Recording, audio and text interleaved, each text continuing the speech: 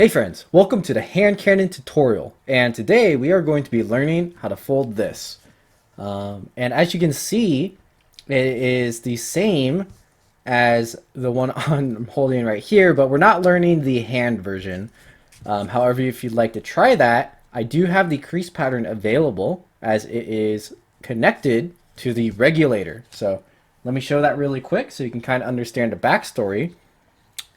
Basically, right, you can see we have the hand cannon as part of the hand attached to our regulator model. And if you do plan to fold this, I recommend you watch this tutorial as practice. And then if you're not comfortable after that, try this version, which is from a 24 grid. And you can fold out the fingers to kind of see how they feel. And then you can finally try this. And again, it's a 1 meter paper, but the hand cannon comes out really tiny, right? It's even smaller than this Kami one. So definitely make sure you practice before you fold this because it's quite difficult, and make sure you use a large enough square. This is 1 meter, and honestly, I would have rather used larger paper so that I can do the fingers a little bit better. But yeah, that's kind of the intro to what we are folding. And the reason why I'm just showing the hand cannon is because there is quite an interesting sequence to it. As some would say, it's a little bit cursed, but the reason is so that we can have basically the trigger here, as well as you noticed from the arm, the correct connection to basically graft this onto any model you really want to that has an open corner flap. So yeah, we're going to be folding it from a corner flap. And as you can see here, this is the grid. Kind of hard to see with this, so let's change the white balance a little. There you go. But this is a 14 by 14 grid. So what I did is I folded a square into a 16 by 16 grid, and then I just cut off two units on each side to make a 14 by 14. So go ahead and prep that. And as you can see, the only pre-creasing I have done on this, besides the accordion grid, I think it'll be easier to show on this side, is these two, or this one, I guess, rectangle in the middle, and it's 6 units down from a corner, right? So crease that in. Honestly, even this is optional, but it'll help us in the tutorial. So get this prepped 14 by 14 grid, and we're going to dive into the tutorial. Alright, so we're adjusting quite a bit teal here so we can see the creases a little bit better. Hopefully this works out for y'all. But let's get started. So the first thing we're going to do is make sure on the top corner, this is where the diamond, I guess, is 6 units away. So 2, 4, 6. And then on this side, it'll be 2, 4, 6, 7 units down the other way. So make sure we're started up here. And what we're going to do is, fold it into a corner flap. So treat this as just one big corner flap that we can, do the general box pleating, part of like an Elias stretch all the way down the model. Just like this. And I'll show the whole thing because why not? It doesn't take too long.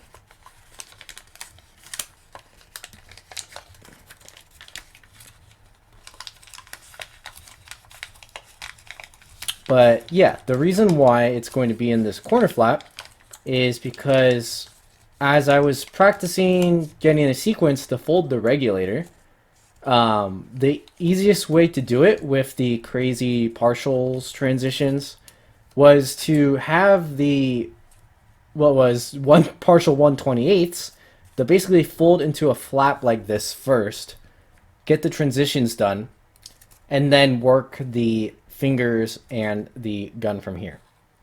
So that's why I'm teaching it this way. And I find it works pretty well. It's not too bad. And there is actually a decent sequence for this. A lot of times for box pleat, there may or may not be sequences, but for this, there is quite a fair sequence.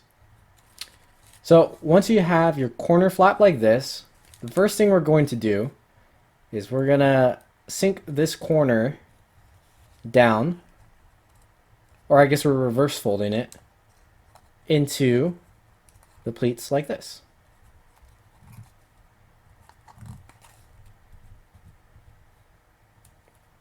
Just like that. And trying to make the corner to be clean so that it doesn't poke out the bottom.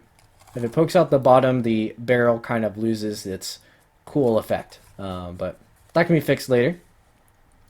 Alright, so here's our corner.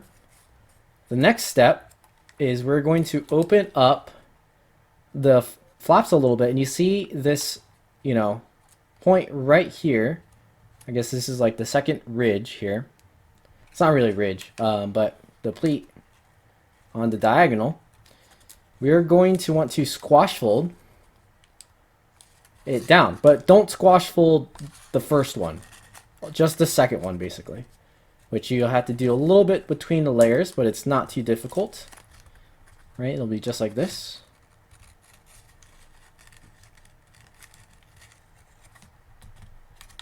And if you folded some of my other designs, this is a very normal thing to do. Now, I know it goes off the center line a little bit, but we don't have to worry about that. Just refold that valley fold back up so that it comes back together like this, all the pleats. All right, now when we're looking at it from the opening, we can use this to tell where our next step is, because this next, you know, set of pleats right here, we're actually going to undo. So I'm just going to push this down like that, right? And basically it extended that pleat out like this, right? And then here is where part of the, I guess, the cursed part comes in. Because from here, you can see that we want to actually mountain fold along this line right here. So basically I'm going to have to invert my accordion a bit so that, you know, all the flaps that already had collapsed this way, we're going to undo. And you don't have to do all of them, but it's almost all of them. So basically just these, not these last two. But I'll show you what I do. So just start inverting these. And since we're using Kami, it's not bad. Even when I was using foil, it's not bad. And when I did the double tissue for the actual regulator, it really wasn't bad because these will be pretty small and easy to reverse. And you'll see later on that it gets resolved. So just bear with it for now. And yeah, it's not too bad. Just you'll basically be leaving part of the model open on the other side, but not all of it. So there you go. And this last one right here, I don't think we really have to change it. So honestly, I just kind of leave it like sticking out in the back, and we're just gonna ignore it for now. You can if you want, like go a couple more down. We'll see if we actually run into issues here. I don't think it will cause us any problems, but go ahead and do that, right? And we have the result like this, and we're ready to go on. All right, so the next step is I want you to look carefully. There's 2 units where my thumb is, so there's 1 and then 2. So the second one is this angled one, but we're gonna make a valley fold, and it's from this corner to the corner up here. And this is not an angle bisector, so do not fold the edge to the other edge. You want to fold point to point. So line up that point here, if I can get it correctly, just like that. See that? And you see how when I folded this, it does not line up. And that's totally fine. And we're going to open sync this inside.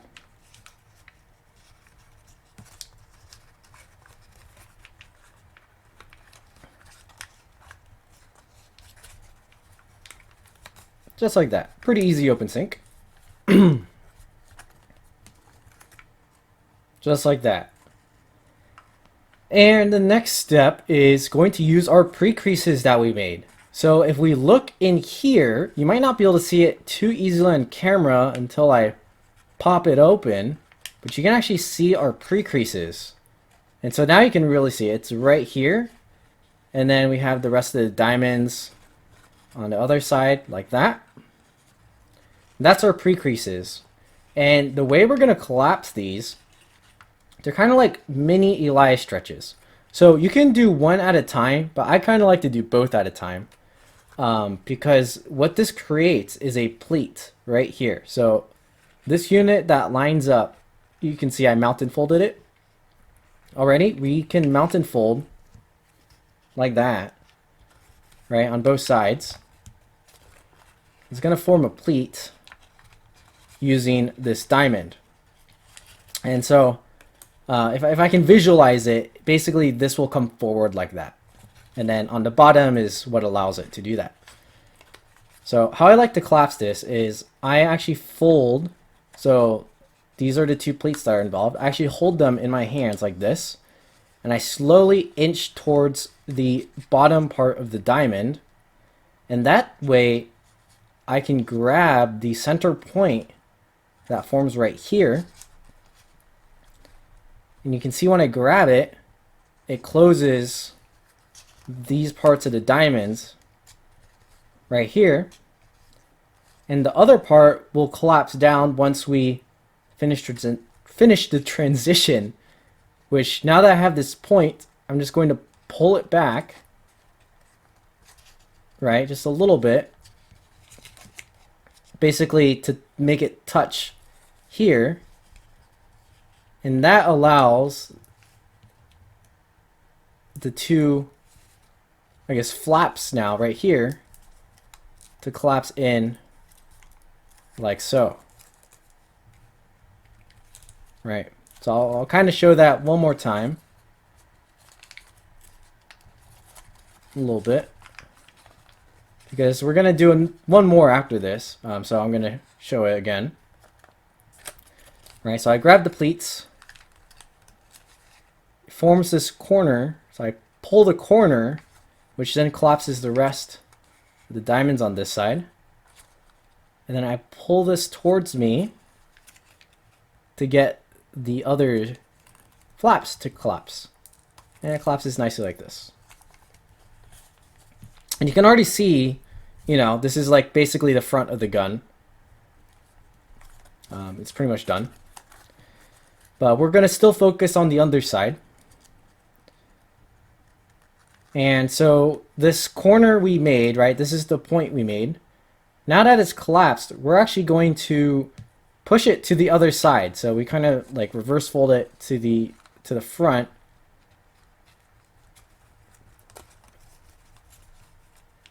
And it should go between, so remember our open sync? Our open sync basically allows room for that flap to go forward. So now it's hidden between these two flaps. So I'll hold this way. Right, you can see it sticking out like right here. Right. Right there. And it looks like this. Great. So now we are going to do that again. It's the exact same thing. But right here, we don't have this pre-creased because you really don't need it pre-creased. Because as you can see, as long as I start that mountain fold, I already have basically the creases made. From here, I like to do one at a time. So I'll show you what that looks like. So we're just going to do the diamond on the right here, right? And so again, our pleat is going to be right here. So I start this, right? And it's basically like a 1x1 Elias stretch. And you can see that because of the consequence going through the middle, it actually creates the flap on the other side as well.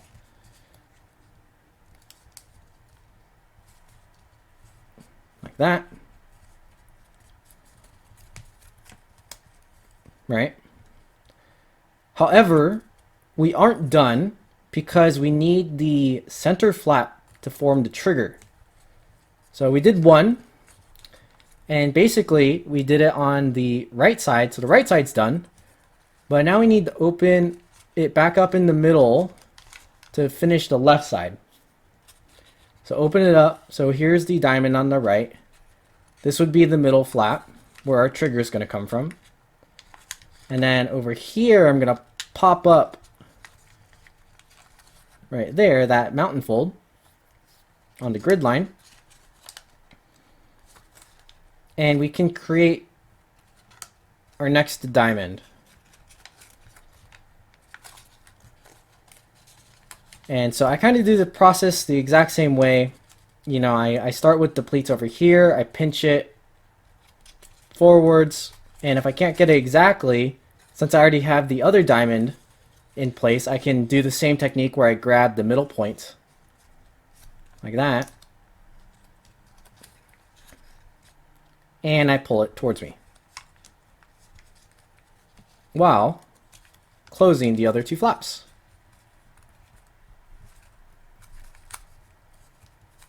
Just like that. Wonderful.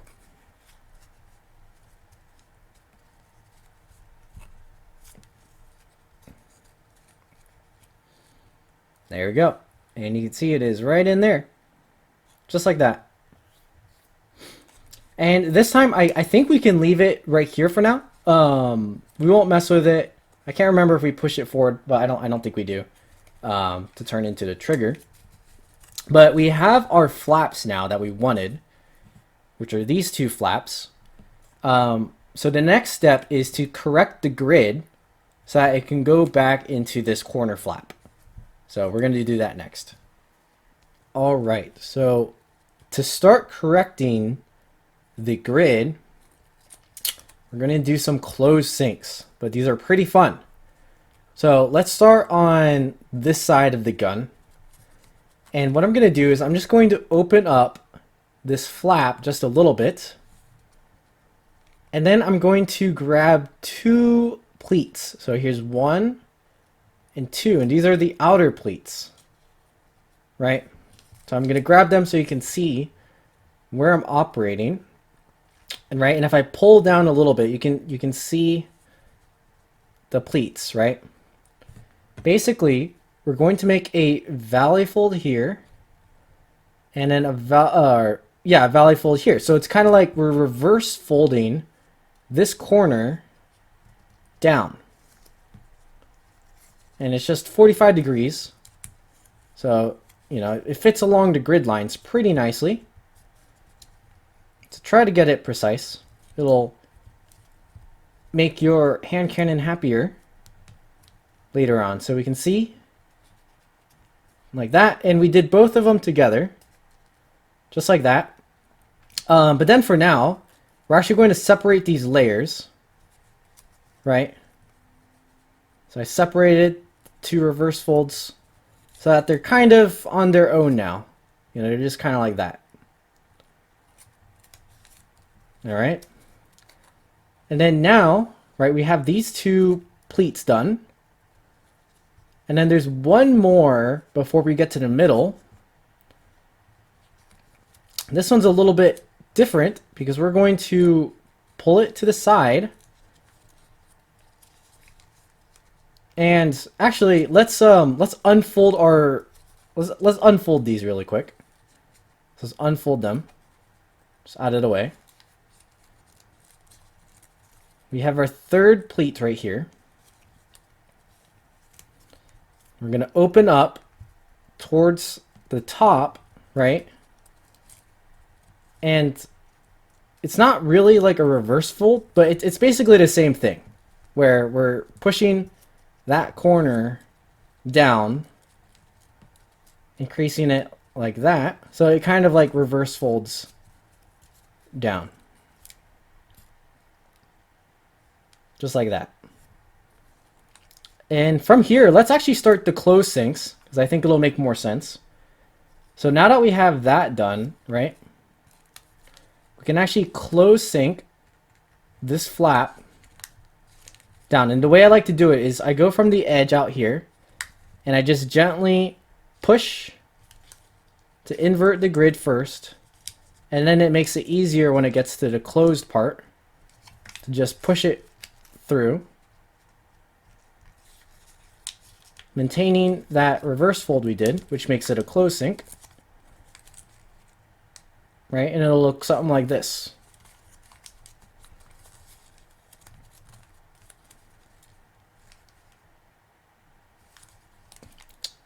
And then we're going to do the same thing for these two, right? So let's do the next one. We're going to refold our reverse fold, right?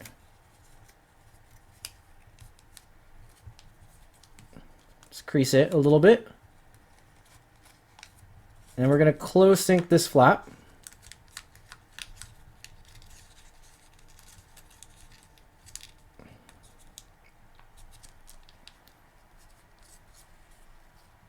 Just like that.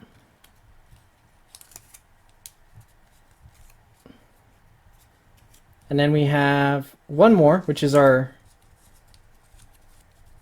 I guess, outermost flap, but it's the only one now, right here. And once again, close sync. And I know you can't really see the layers, but if you don't know what a close sync is, you should practice some close syncs before folding this. But yeah, that's basically a close sync. Just like that. And you can see that on this half, we have corrected the grid. Right? So let's go ahead and do the exact same thing on this side. So again, I'll go through it a little bit faster. We're going to open up. We're going to reverse fold the corner for the first two layers.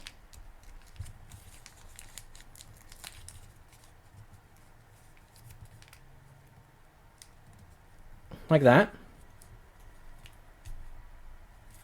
And honestly, I think we can just close sync these now. So let's do the opposite order. Last time we close synced the inside first, but I think it might actually make more sense to close sync the outer ones first, since after doing that reverse fold, they're all ready to go, right? So there's the first one. And then we can do the second one.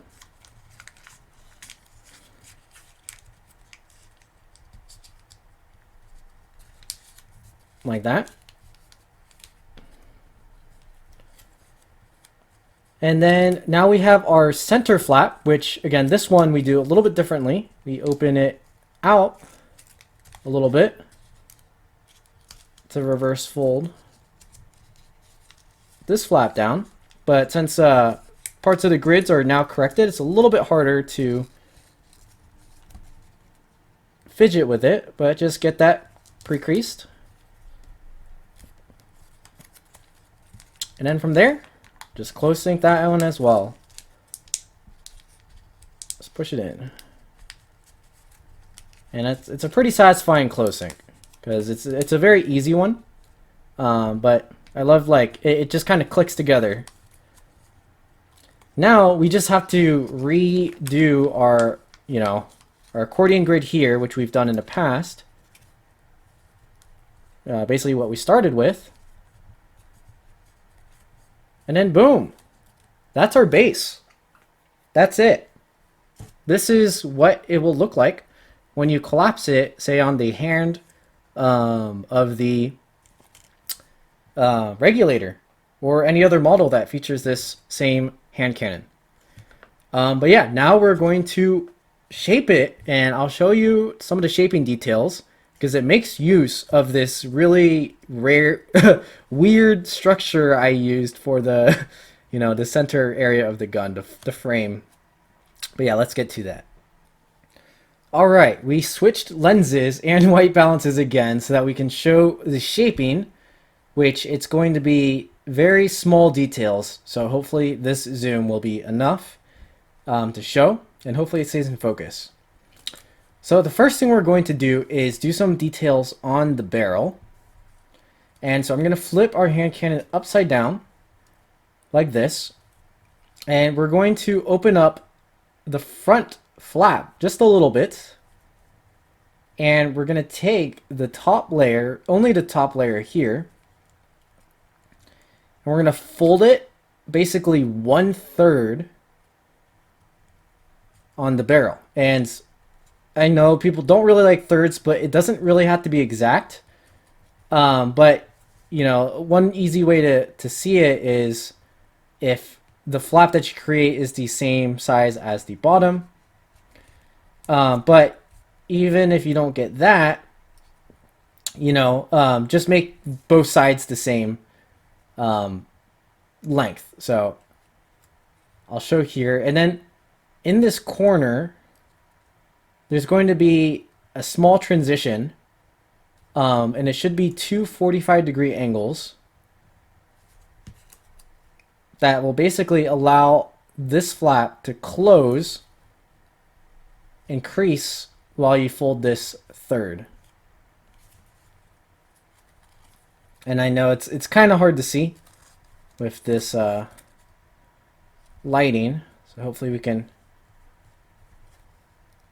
There you go, you can see it now. And as you can tell, when you go towards the end, it won't really crease. And that's because we need to do both sides at the same time. So again, this next side, I like to just line it up with the other edge.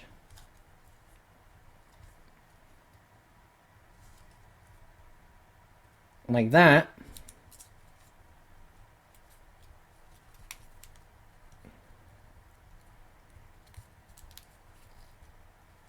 And once we have both of them like this, you can kind of put your thumbs where the rest of the crease would be to act as a guide and start to pull down on your flaps, and it's going to create this weird shape on top. That's going to be like our front sight, and you kind of just squash it in place and you'll have something like that. Now you can notice when I did that, it ruined the tip of my barrel a little bit. So just make sure to fix that. Basically push it back in this corner so that it stays clean and out of sight. Alright, we switched back to the other white balance because it's way easier to see. But to kind of overview, what we just did is, right, we folded these thirds, and then we had our little transition like that on both sides, as well as created this squashed weird shape that becomes our iron sights in the front. And we can continue. So the next step is we're going to open up the barrel in half. And very similarly, we're going to fold this edge down about a third, but we can use the other flap as reference right here. But it's also going to have like that 45-degree transition, but this case is just a squash fold down, kind of like that. Really try to get it as a 45-degree angle if you can, because it'll make the next part a little cleaner. Same thing on this side.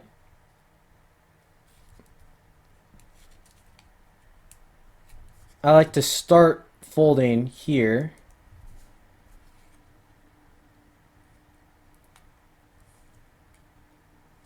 And then use the other edge as a reference to get that squash fold down.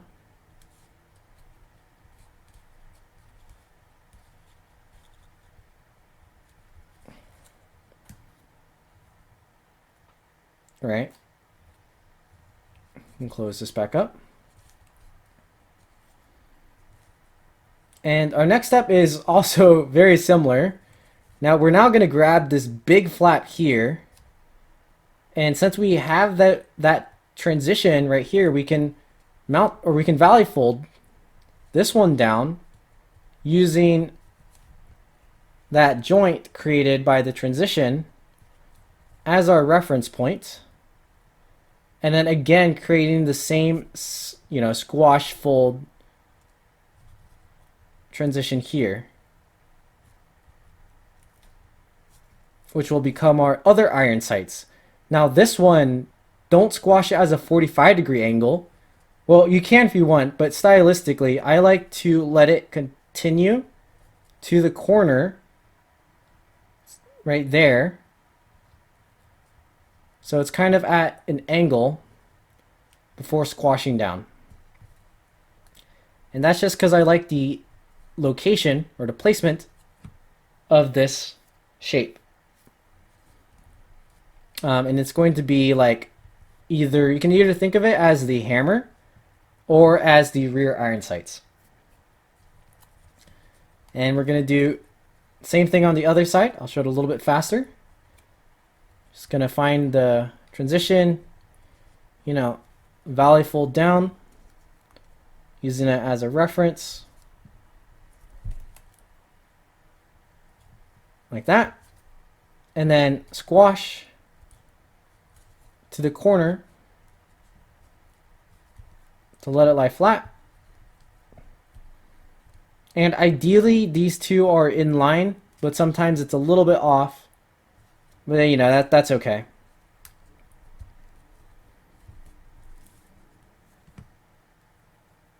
Like that.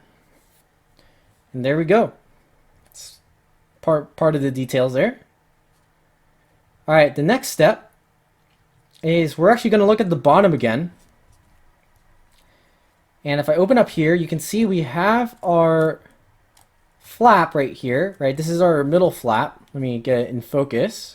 Right there.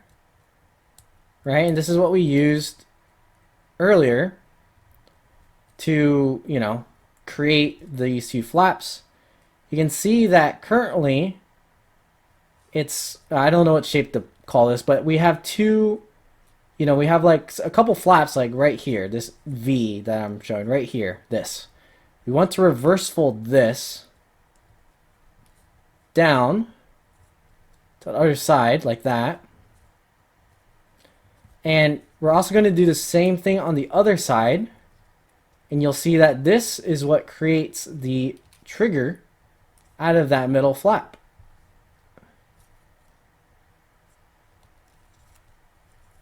Right? So now our middle flap is more like a corner point, which will turn into the trigger of our gun. So you can close that up, just like that.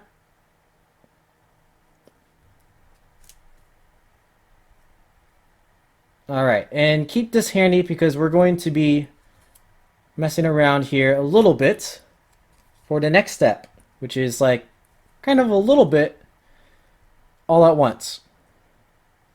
So to make this easy, what I'm going to recommend is you grab all these layers together and then use your fingers to open up these two flaps, these two pockets right here, because we're going to swivel and pull down. So I'll show it from here. We're pulling down like this. See how it opens up? But you don't want the top to open up too much. So I'm going to be pinching forward like this as I pull. And the reason why I'm pulling is to get the trigger down and to get the handle down. Right? So you're going to do this basically until your trigger hits this line, which it won't be able to move forward after that. And then once you're there, you're going to squeeze these flaps back, and it's going to create some new creases of where it should be. And it's going to lock that angle into place. And as you can see, we have our trigger right here. And we have our handle. And we're almost done. There's just a couple of smaller details that I like to add at the very end. And that is basically to thin out this area a little bit. And to do that, you kind of have to reverse fold this edge a little bit. Kind of like that. And that way you can mount and fold like from about here to that center line And it's going to be pretty hard to do this when it gets small.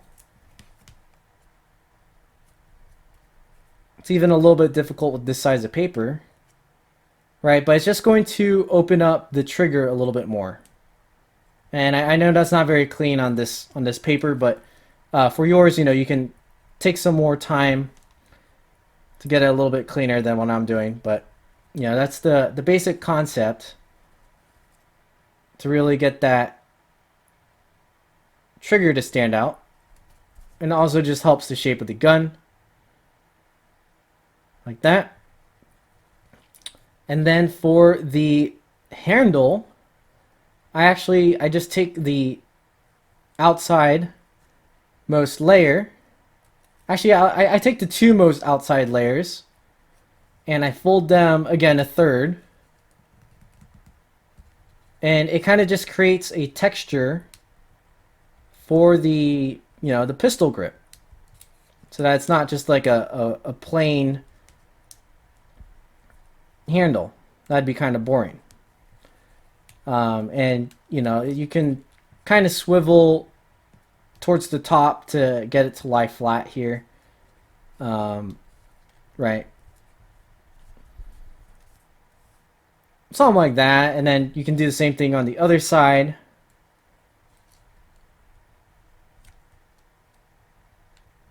You know, it doesn't have to be perfect or anything. Just a little extra spice. Like that.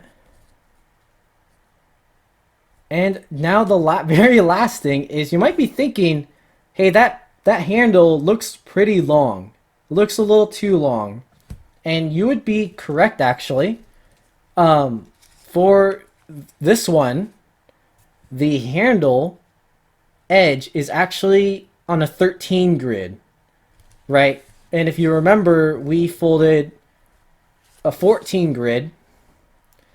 I didn't want to do a 13 grid because that's mean, right? So, but we basically have an extra unit right here. So obviously you wouldn't do this step if you were folding the transition with the hand. But in this case, we can kind of just fold one layer up into the middle. Let's find a good pleat to fold up into. All right, we can kind of just fold it up into the model to hide it out of the way. And I guess maybe it makes our handle a little bit more thick. It's actually okay to have a thicker pistol grip because that's kind of, you know, you need something to grab onto. That's kind of how they are. Like that. And there you go. That looks a little bit better, right? And that's it.